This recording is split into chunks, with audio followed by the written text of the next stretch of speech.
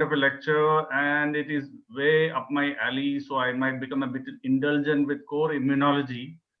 And JAK-STAT inhibitors is core immunology. If you don't understand core immunology, you do not understand JAK-STAT inhibitors. And then you cannot extrapolate it for various utilities in the future. There are a huge number of JAK-STAT inhibitors coming in. It is a next phase in the human evolution in translational immunology. And it's not a very new thing. It's 2005 when they discovered the ruxolitinib being effective in myeloproliferative disorders. That was where the thing started. So let's, without any ado, we shall go forward. And I've tried to contextualize JAK-STAT inhibitors. I am not talking tofacitinib here. Tofacitinib definitely will feature because it is the second JAK-STAT inhibitor to have been approved by FDA after ruxolitinib, and seems to be the drug which is most associated with dermatological use, although it can be supplanted in future by other JAK-STAT inhibitors. That is for sure, because I'll come to that in due course of time. We have entered the era of small molecule inhibitors with the arrival of apremilast, the PDE4 inhibitor. We already have had a lot of sessions about apremilast, which is a very safe molecule, not much of investigations required. To contextualize small molecules in comparison to biologics, the molecular weight is much less. It is in an oral form. That is a very, very important thing as opposed to a parenteral form in the form of biologics. Biologics are difficult to store, more costlier, more focused, and maybe more effective. Target specificity is less specific in case of small molecules, and that is both an advantage and a disadvantage. Extracellular, more specific is biologics. Mechanism of action, these are enzyme inhibitors mostly, and blocking and depletion of particular molecules is how biologics actually work. Half-life is usually short, stability usually stable. Distribution is there is potential for extensive distribution and more uptake. Earlier, small molecules were not cheap. Even now, apremilast abroad is not cheap. Xeljanz is not cheap. So the take-up was much less. People had to resort to buying a tablet of 270 rupees. But with the advent of generics, this whole situation is going to change. So we have to be ready for this molecule. We have to start prescribing this molecule, and we have to prescribe it judiciously. Did we not have small molecule inhibitors earlier? That would be absolutely wrong to say, because methotrexate, the action of low dose methotrexate in immunology is partly because of JAK-STAT inhibition. And we have had other intracellularly active drugs like tacrolimus and cyclosporin. But in addition to that particular intracellular signaling pathway, it also had other effects which would manifest in a more broad-based immunodepression or immunosuppression. Thalidomide, lenalidomide, these are also intracellular. They have got action against NF-kappa B. So maybe small molecule inhibitors are the pure intracellular signaling pathway inhibitors, as we will see in the subsequent slides. There is going to be a glut of molecules coming up. I will not go into each of these. We have PDE4 inhibitors, we have got JAK-STAT inhibitors, but a huge tyrosine kinase inhibitors are being used in oncology consistently. And incidentally, a phase 2 trial for sphingosine 1-phosphate receptor agonist has been just started as we speak. As of today, the news has stated that one of the companies has started a phase 2 in USA for S1P receptor agonists. Now, these are some of the molecules just to contextualize this. Apremilast stands somewhere here, PDE4. Tofacitinib and baricitinib, which are the two molecules which we'll be discussing the most, works on the JAK-STAT. There are many other pathways, the PKC pathway, the adenosine 3-AR pathway, the RAS, MAP, ERK pathway. So coming to the timeline of JAK-STAT inhibitors, earlier it was not Janus-associated kinase. It was just another kinase. It was called just another kinase, incidentally, because they got it through a random kinase PCR screen.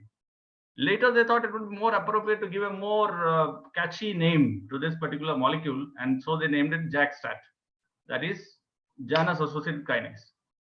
This is because one, it has got two domains. One exhibits the kinase activity, the other negatively regulates the kinase activity. So Janus, the two-faced god, after whom January is named. So it is very appropriate that we are having this lecture in January 12th. The potential of this pathway was actually detected when there was an Argentinian girl who had severe growth retardation and immunodeficiency. So they realized that this pathway affects both growth hormone, and this is not very much discussed. Immunological actions of JAK-STAT are being discussed more, but there are endocrine actions also. Even prolactin acts via JAK-STAT. So will there be an endocrine side effect of JAK-STAT inhibitors? We'll have to see, we'll have to follow up. So the first JAK-STAT inhibitor I've already mentioned was ruxolitinib. This is how it looks like. This is the pseudokinase, this is the kinase. This is why it is called JAK-STAT. JAK. We do not want to get into STAT. STAT is a downstream to JAK, and it is much more complicated. So, and we do not have any palpably new drugs in the process. It's highly research oriented right now. So we'll not mention STAT here. It's all JAK. We know that gain of function mutations in JAK leads to certain conditions. Loss of function leads to some other conditions. The dictum is gain of function mutations in JAK has got oncogene and autoimmune like action. Loss of function mutations in STAT is associated with immunodeficiency syndromes, and polymorphisms in JAK-STAT are associated with autoimmune diseases. Now, the mechanism of action of tofacitinib or JAK-STAT inhibitors, it works downstream of cytokine receptors. Now, the cytokine receptors or the receptors, it will be wrong of me to mention the cytokine receptors because growth factor receptor, certain interleukins and interferons, they all act via JAK-STAT. When they bind, these particular three things bind to the receptor, that's a type 1 and type 2 cytokine receptors, the JAKs turn on. They do auto and transphosphorylation and creates a docking site for STAT, which is downstream. And then it activates STAT. And this STAT is translocated to nucleus via certain molecules called importance. And that in turn affects the transcription of cytokine or growth factor responsive genes.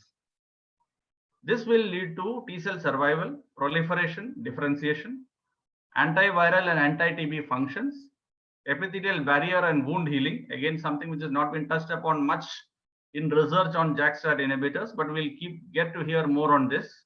Anabolism and growth, obviously, and hematopoiesis, very importantly. So this is the picture. We have the cytokine which binds to the receptor, the JAK gets activated, creates a docking site for STAT, the STAT gets activated and phosphorylated.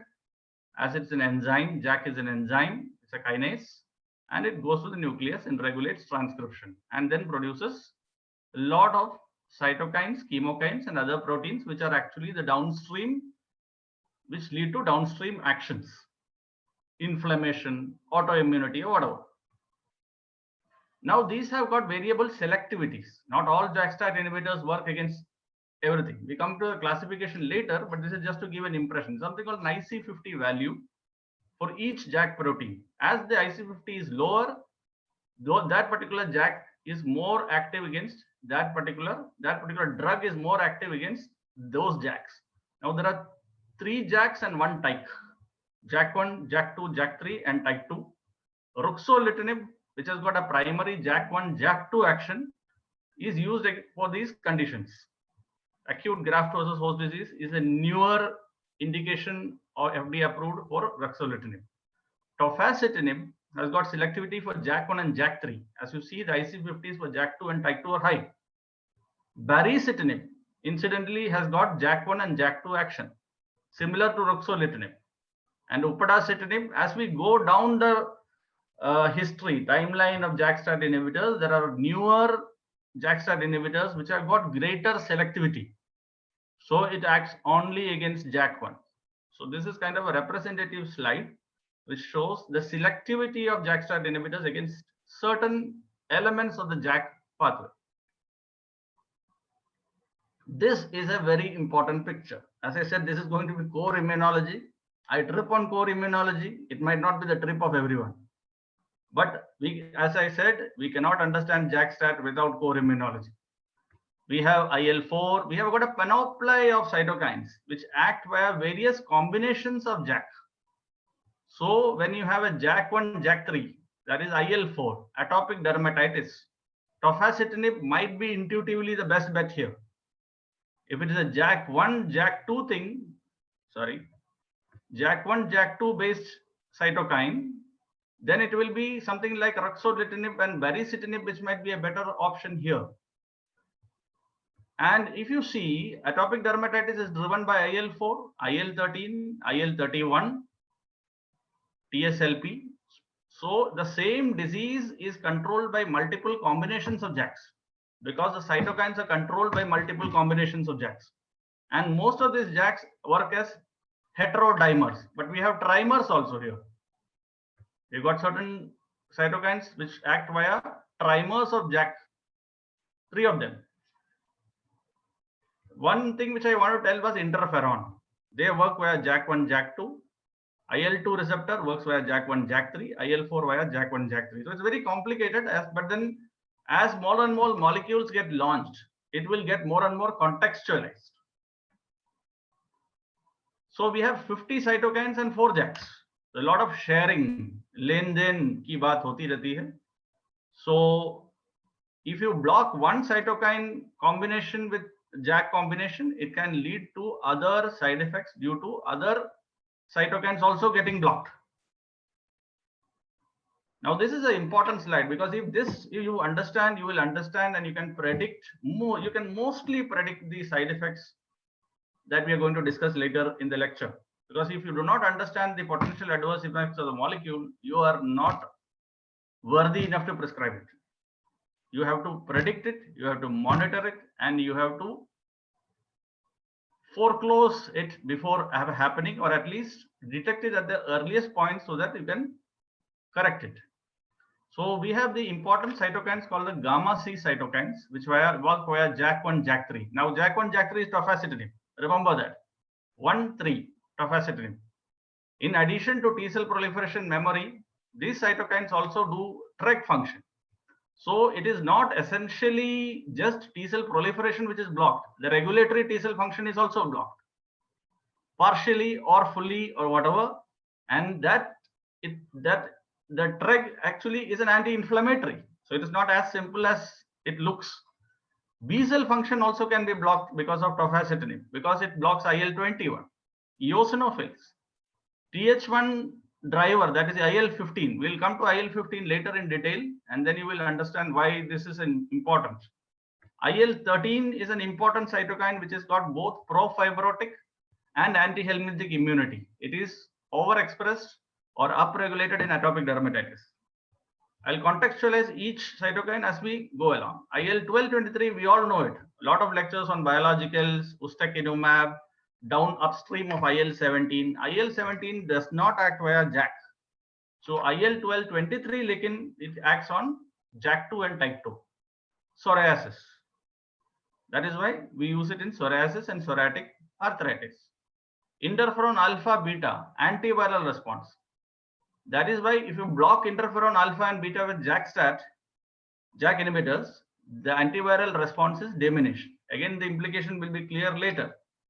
Same with interferon gamma, and very important in the Indian context that interferon gamma, if it is blocked, macrophage activation is also blocked, thereby leading to granuloma formations. I have to say with concern that Xeljanz has been pushing the molecule without prescription to patients. Anecdotally, I've heard from people, they initiated the therapy, then the Xeljanz kept on getting renewed, the prescription kept on getting renewed by the patient without the consultation by the original physician, because the company was providing them the stuff direct to home in the COVID scenario, and they developed reactivation of TB. So that has happened. 2 cases at least I know. Then very important adverse event which can potentially is there is be guided by JAK2, which is downstream to erythropoietin, thrombopoietin. It controls all lineages of RBC, WBC, and thrombocytes.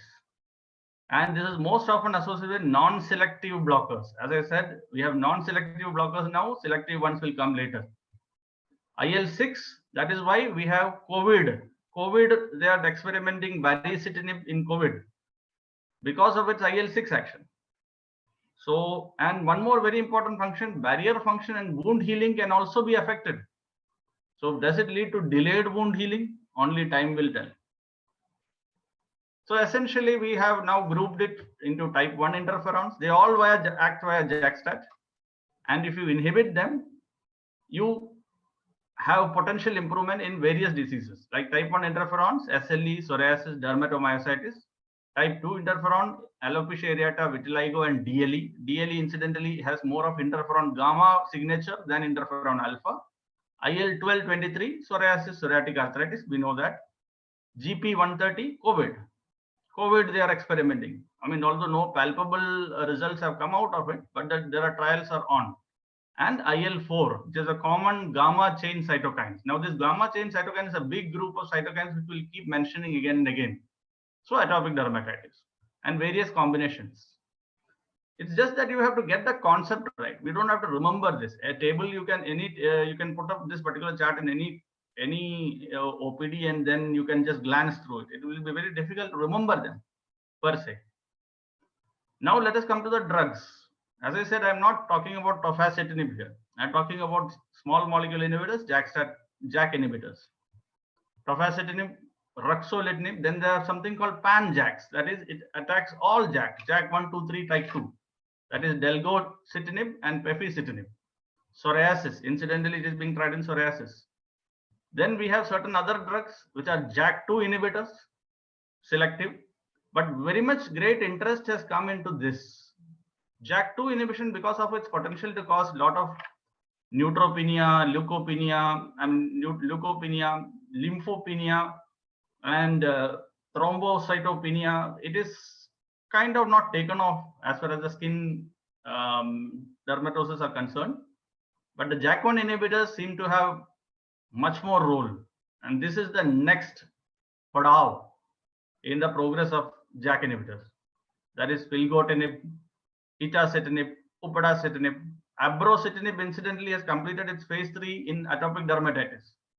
Baricitinib is likely to be the next one which is launched in the Indian market because it has successfully completed phase 3 trials in both psoriasis and atopic dermatitis. Tofacitinib incidentally is not approved for psoriasis. In fact, tofacitinib is not approved for any dermatological condition as of now. And I think baricitinib will be the molecule which will be approved for both atopic dermatitis and psoriasis because the thing is under review with FDA. Again, abrocitinib is also likely to come up next. So these are names which you will come to hear of in the next 2 years. And maybe in another 3 years or something, it will get launched in India. We have already gone through this. We'll skip it. Coming to tofacitinib, which seems to be the flavor of the month, so to say. It has got certain cytochrome oxidase metabolism effect. So you have to be careful when you give it with molecules like rifampicin, itraconazole, fluconazole, ketoconazole in case you are still prescribing other such molecules. It is FDA approved for ulcerative colitis, rheumatoid arthritis, juvenile idiopathic arthritis, and psoriatic arthritis. Psoriatic arthritis, it has been shown to be effective in case DMARDs or methotrexate are not effective. In certain conditions like rheumatoid arthritis, someone is actually typing on my slide. Someone is actually interfering with the slide, is actually typing on the slide. I don't know who. Highlighter, using a highlighter. Please cease and desist, whosoever it is. Just don't worry. I have looked after that.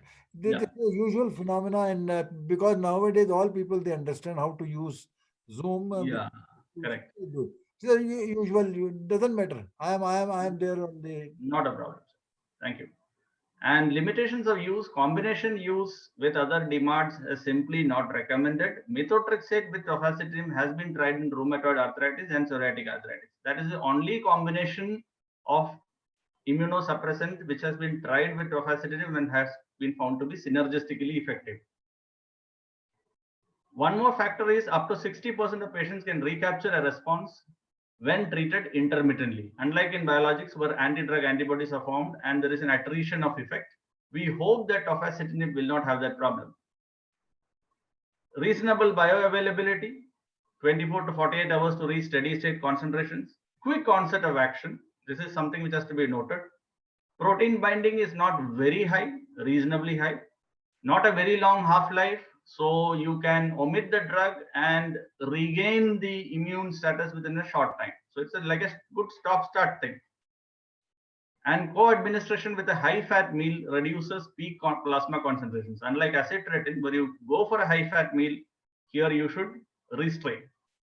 It is hepatically metabolized. That is why there is issues of transaminitis. Unlike apremilast, there are tofacitinib carries baggage. That is the point which I want to make. Other precautions during prescription, as I said, the cytochrome inhibitors, you have to be careful. Dose adjustment may be needed. Moderate to severe renal insufficiency, dose adjustment will be needed. Moderate hepatic insufficiency, dose adjustment will be needed. Severe hepatic impairment, you should avoid tofacitinib, unlike apremilast. Hemoglobin less than 9 gram percent, absolute neutrophil count, which can be calculated by formulas from the normal complete blood count, less than 500, and lymphocyte count less than 1000, you have to avoid tofacitinib. Important values these. Adverse drug reactions. Now we have understood the cytokines which are affected. It is easy to predict and rationalize why there is a huge number of adverse potential adverse drug effects, both off target and on target, both idiosyncratic and predictable with JAK inhibitors, particularly tofacitinib. There is a clear-cut increase in incidence of bacterial infections, that is urinary tract infection, bronchitis, pulmonary tuberculosis, as I mentioned, because of the gamma C cytokine pathway getting inhibited. So now we are going back to the table which I mentioned first. The viral issues. We have non-disseminated herpes zoster, more incidences of herpes zoster than any other drug in the past, near future past that has been launched. There is a distinct, that is because it is blocking IL-15 and interferon gamma. So naturally, there will be issues with viruses. Fungal infection, again interferon gamma and IL-6. These are being inhibited. Also IL-12-23, which is upstream to IL-17. That can also lead to fungal thing because secukinumab causes disseminated candidiasis in rare cases and flare-ups of dermatophytosis. So this is also nothing surprising. Cytopenias, very, very prominent, very, very important. Not in every case. At times it resolves on its own also when the drug is continued. But we have to be very careful about this. So this is because of inhibition of all those GM-CSF, thrombopoietin, erythropoietin, etc. Hypercholesterolemia, incidentally, just like acitretin and cyclosporin, which causes dyslipidemias, hypercholesterolemia and elevation of LDL, triglycerides, and total cholesterol in serum. This is because of the blockade of IL-6. Now there is another drug which blocks IL-6, tocilizumab. We are all aware of it now because it has been tried in COVID in various trials. That also causes dyslipidemia. So that's why I said if you understand the cytokine, you understand the side effects. Risk of malignancies, there is a dose-related increased risk of non-melanocytes skin cancers in the Western population. We don't have Indian data, again because of interferon blockade. Impaired response to vaccination. So both killed and live vaccine, there will be lesser response. And we'll come to vaccine in another slide, so I'll not dwell much on it. And there are certain idiosyncratic and unexplained side effects like serum creatinine level elevation, transaminase level elevation, CPK level creatine phosphokinase level elevation. These are not clearly understood. We do not have a mechanism to justify this. DRESS is known to occur with tofacitinib, which is again idiosyncratic. Another very important side effect that we have to think about, although it is rare, is thromboembolism, and it is dose related. Now, why I mention this is that the effective dose of tofacitinib in psoriasis is 10 milligram BD, not 5 milligram BD. And at 10 milligram BD, there are more chances to increase pulmonary embolism and all-cause mortality. This has been proven. That is why FDA did not approve tofacitinib at those doses in psoriasis, but it gave approval for it in psoriatic arthritis. Baricitinib and ruxolitinib also causes incidence of venous thromboembolism and pulmonary embolism. Long-term pharmacovigilance efforts will be needed through registries to actually monitor how common this particular dangerous adverse effect. This is a severe adverse reaction. So if there is a big trend, then there will be a black box warnings. I don't know whether there are already black box warnings. Maybe. Now, baricitinib is exclusively eliminated renally, so it has got much better liver profile as compared to tofacitinib. Other adverse events: TB reactivation, hyperseborrhea, acneiform eruption, some isolated reports, nothing much notable.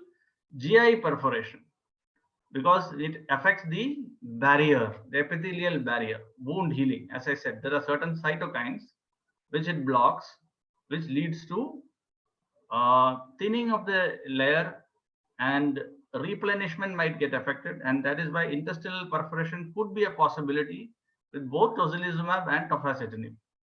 And it is rare, but you have to keep that in mind. So the conclusion is further long-term observation needed for such rare adverse drug reactions. And as time progresses, in another 2 to 3 years, we'll have long-term safety data in dermatological conditions, and hopefully we will be able to have a definitive answer. Very important slide again, how should you test? So you have to take a history of tuberculosis, old, partially treated, fully treated, coronary artery disease and thromboembolism, pulmonary embolism, peptic ulcer disease, and pre-existing malignancy. So these might constitute contraindications, or you will have to evaluate them more closely and follow them more thoroughly to actually prevent any recurrence of the same problems. See, baseline, you have to do a CBC platelets, a liver function, renal function, lipids. ANC, ALC can be extrapolated from CBC, nothing great about it. Optionally, creatine phosphokinase. Some particular guidelines actually suggest creatine phosphokinase as a baseline testing, but others seem to disagree. So this is an optional test, and it will add to the expense factor of the patients. So maybe it's an avoidable test. Again, time will tell. TB, you have to monitor for TB, just like biologics. This is not apremilast. You have to be strict with your monitoring for TB.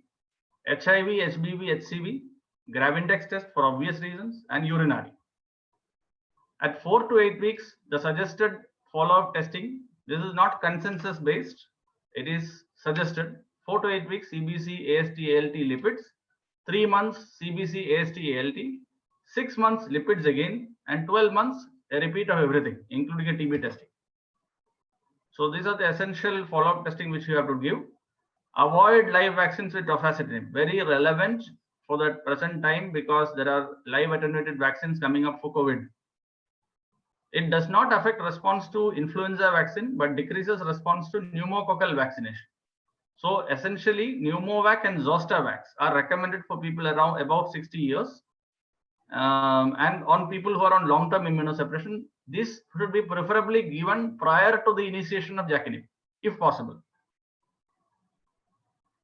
Why do JAK inhibitors cause viral infection?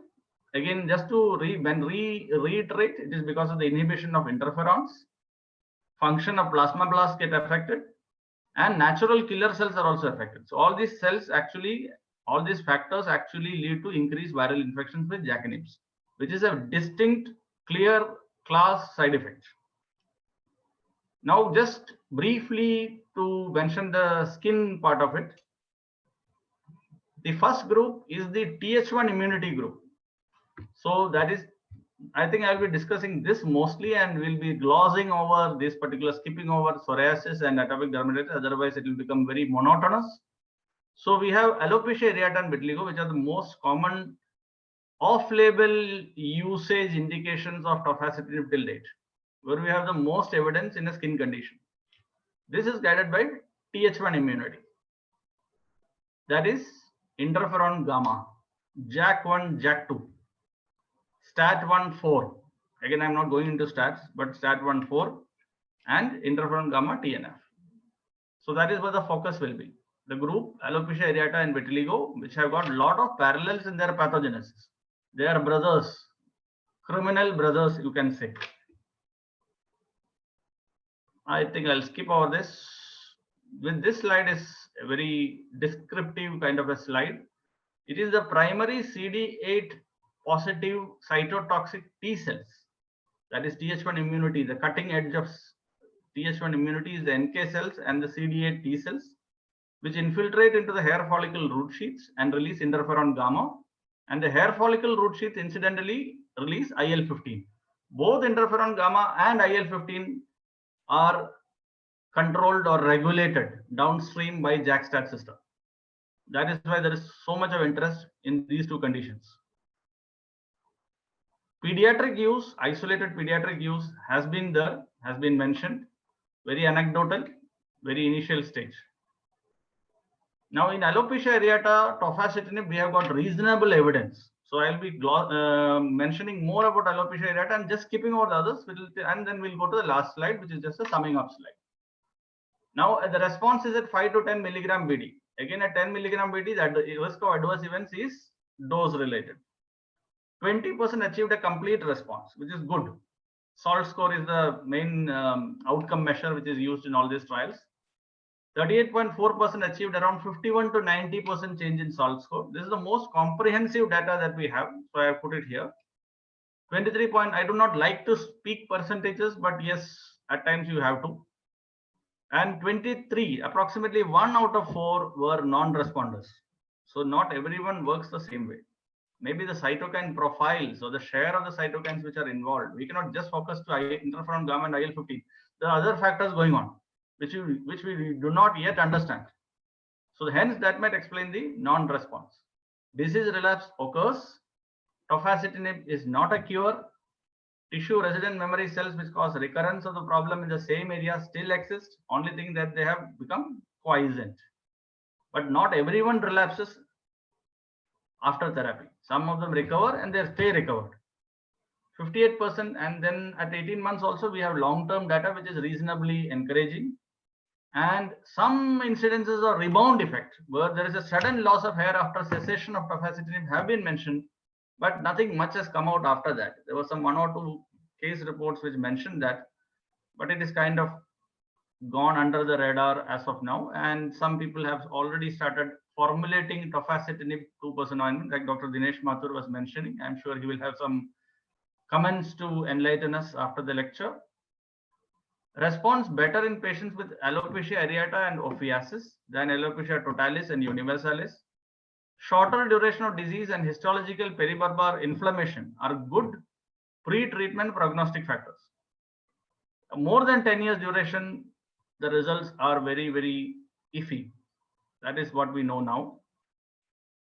These are some of the molecules which have been used, and incidentally, again, baricitinib seems to be leading the way because it has gone into phase 3 trials, brave trials, with a reasonable amount of patients, number of patients, and I am sure there will be some results in the next 1 year or something. We'll skip this. Vitiligo, essentially the same pathways, not exactly the same, mostly the same.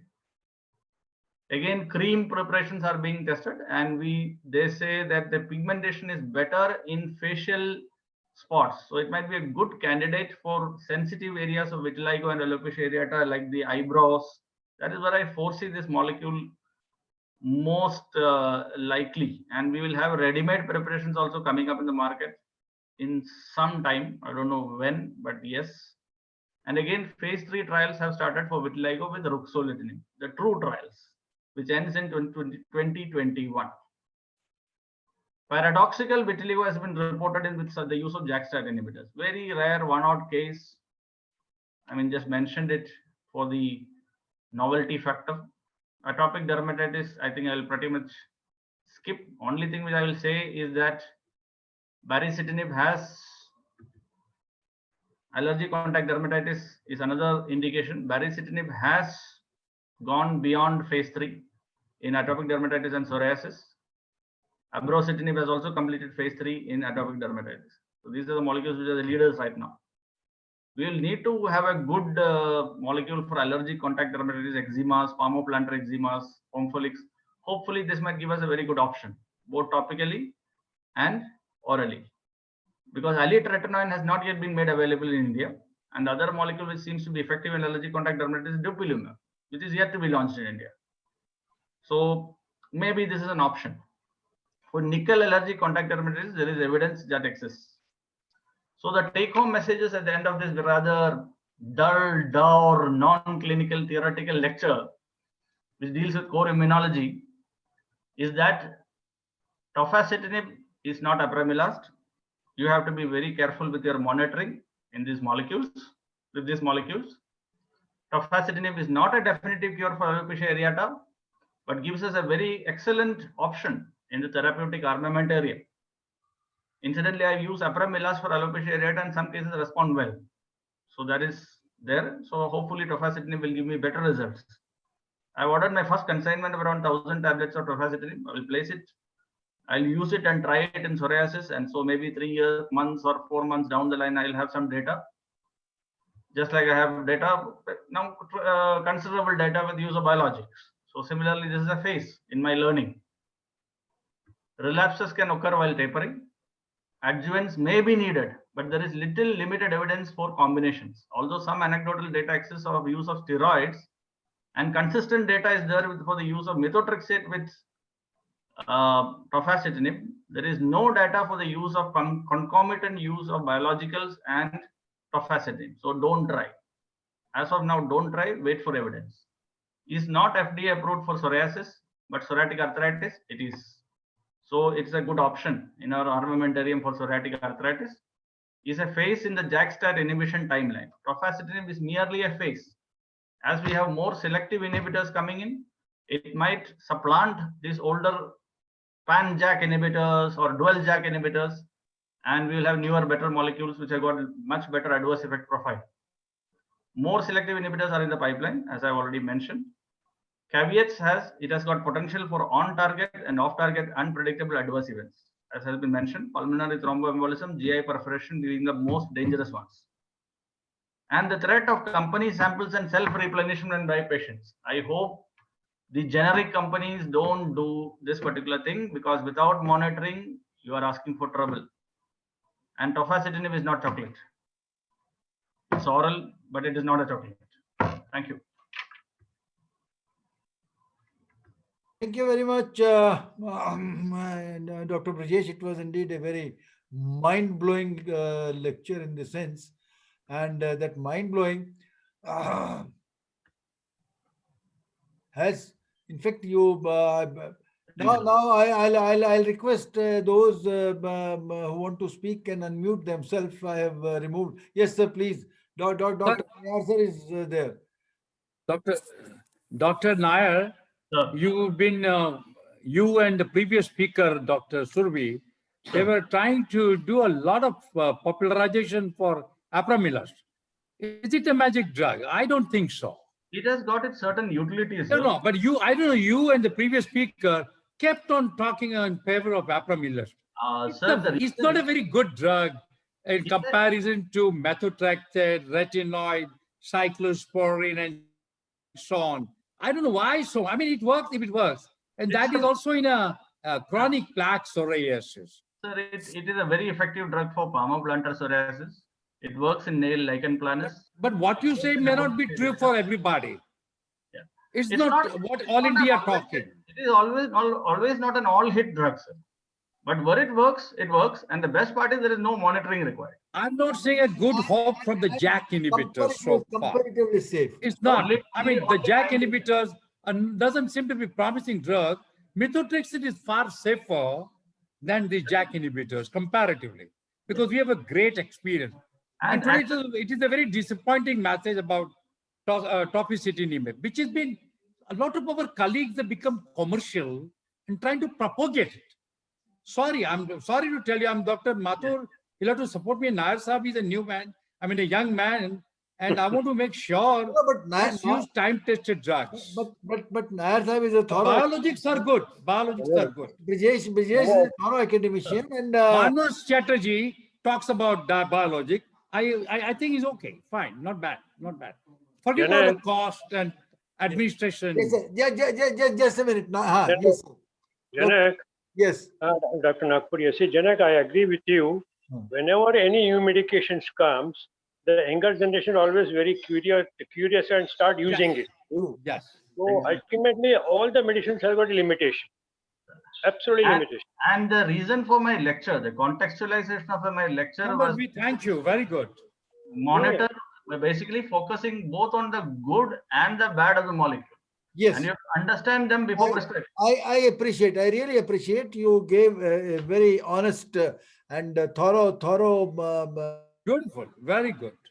See, other thing is what I heard is, you see, over a period of time, one other lecture given by the rheumatologist, he said that it is equivalent to biologicals, equivalent, all the JAK inhibitors. There have been, sir, reports of over a period of time, probably biologicals will disappear.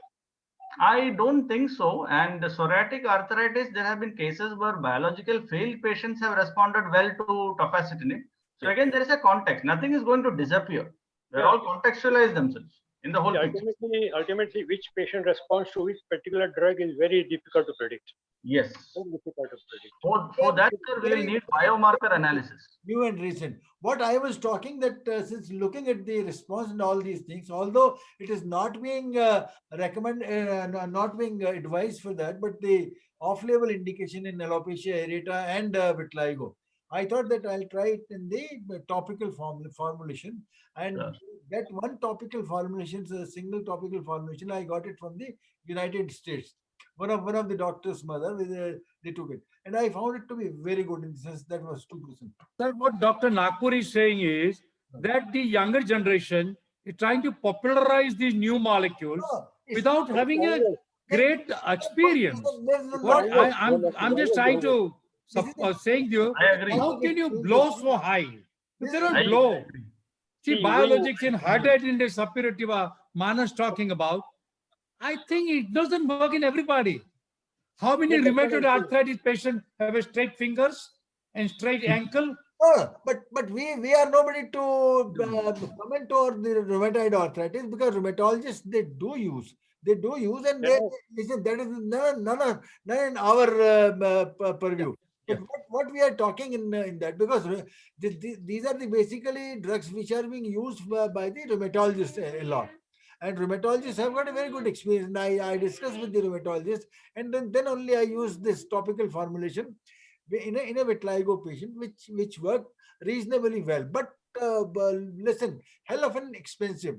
And looking at this, the expenses part, when I tried to make it topically, it was probably 0.2 or 0.3% only, which we could make it from almost 2,100 rupees. So that means 5 grams for almost 500 or 600 rupees, which probably will never work in neither in alopecia areata nor in vitiligo. So that the trichologists are propagating JAK inhibitors like anything. Look at any trichologist. I don't know why. I mean, something trichologists, all trichologists. Something new to propagate. Topical creams, the one area where I would really like to work out is around the eyes. But so sir, you wait and watch.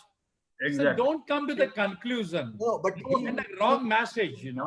He's working for the defense services, and he has got a very responsible position over there. So that is whatever he is doing, it is probably a very much scientific and academic. That much I am pretty sure. Well, that's correct. Yeah. Honors and all those people who are active. He mentioned in the beginning that you must make a judicious use of these. That's right. Not propagating it, or That's true. So his talk was very conceptualized, basically. Fantastic. it was a very exhaustive Dalit, can you take up the concept. Whatever, Dalit, can you whatever You mentioned that it is not a chocolate. So it's, I agree with you, Lalit. yes. Very correct. Absolutely right. whatever medicines you are coming up with the newer ones, it's just you have to have one more armamentarium in our hand to write it. That's what it is happening. But sir, Dr. Nair was very clear.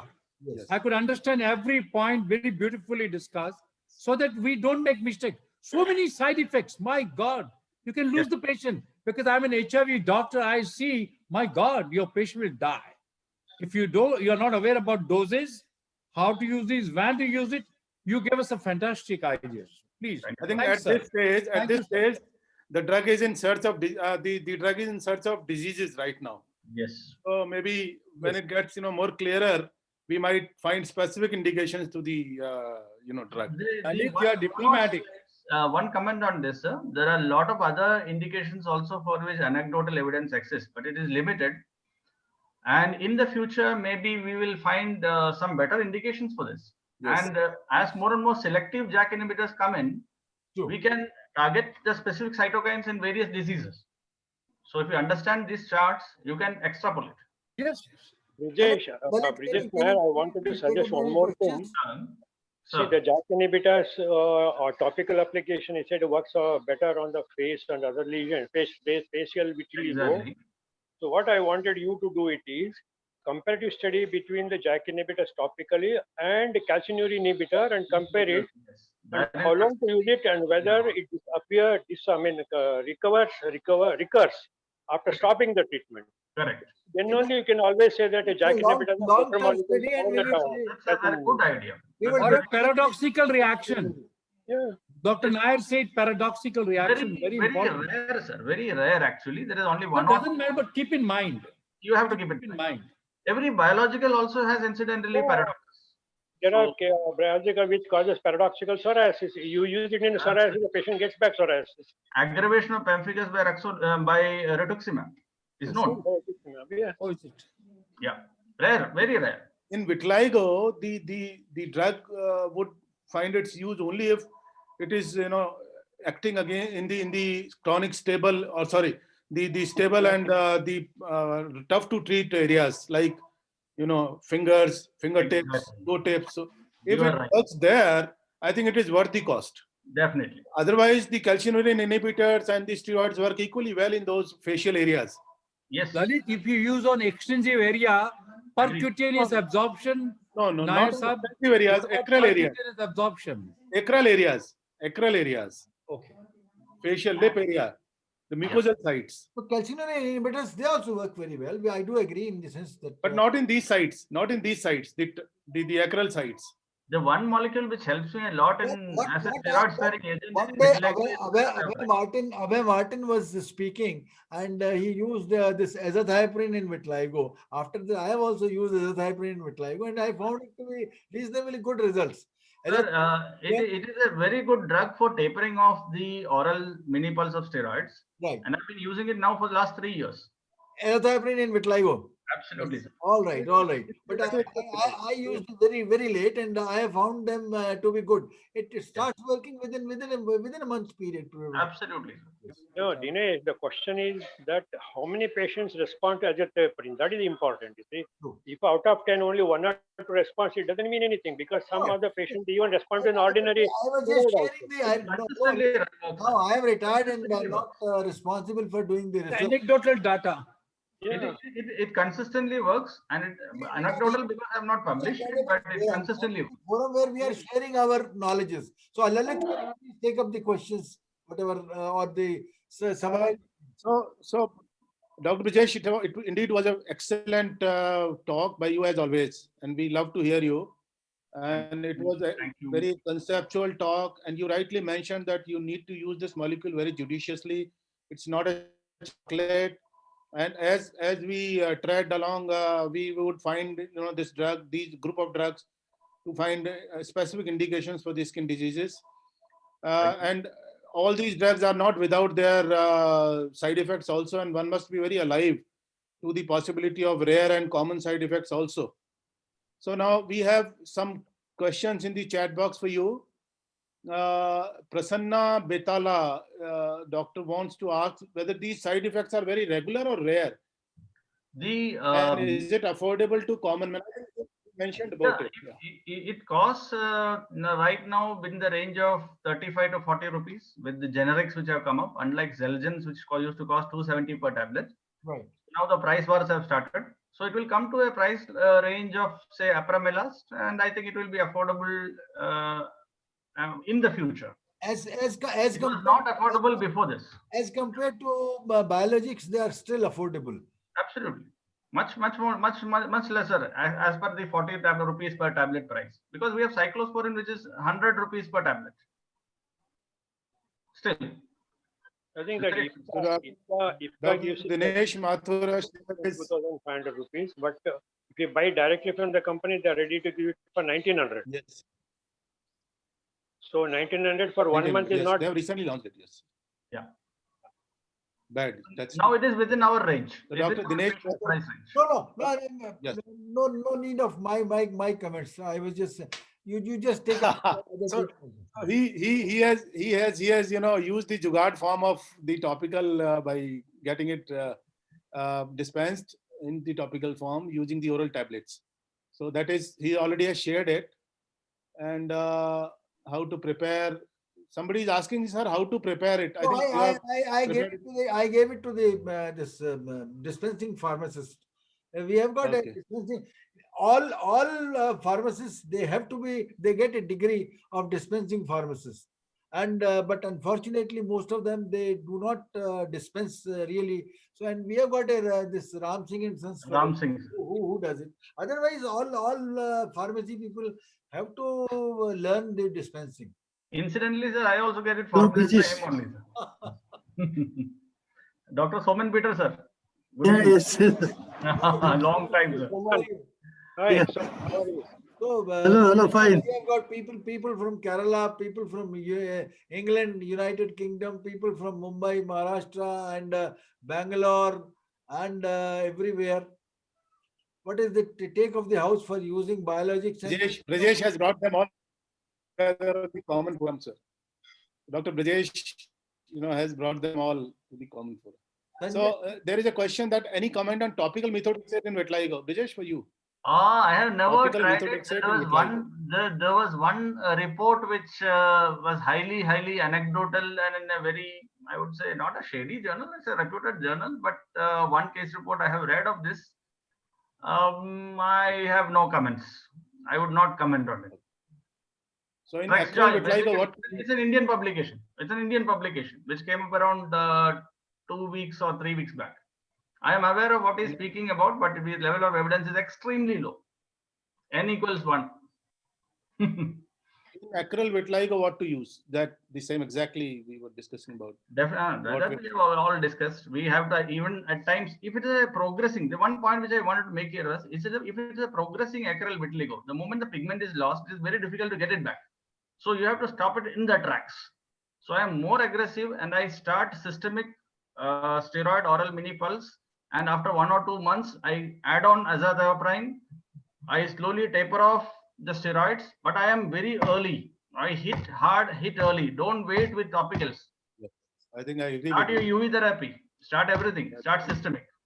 Because in case if you want to stop it, and acral vitiligo repigment is very difficult. So initially only you hit. Unlike in, say, other parts of the human body where you can afford to wait slightly more, wait much. Hit hard, hit early. Because the stigma associated with vitiligo in India is much more than any other disease. Absolutely. Any other skin dermatosis. Period. Is azathioprine and cyclosporin very effective in acral vitiligo? Somebody is wanting to ask. Cyclosporin has, Doctor, I think Asit Mittal had this study where he used cyclosporin in using it in some patients.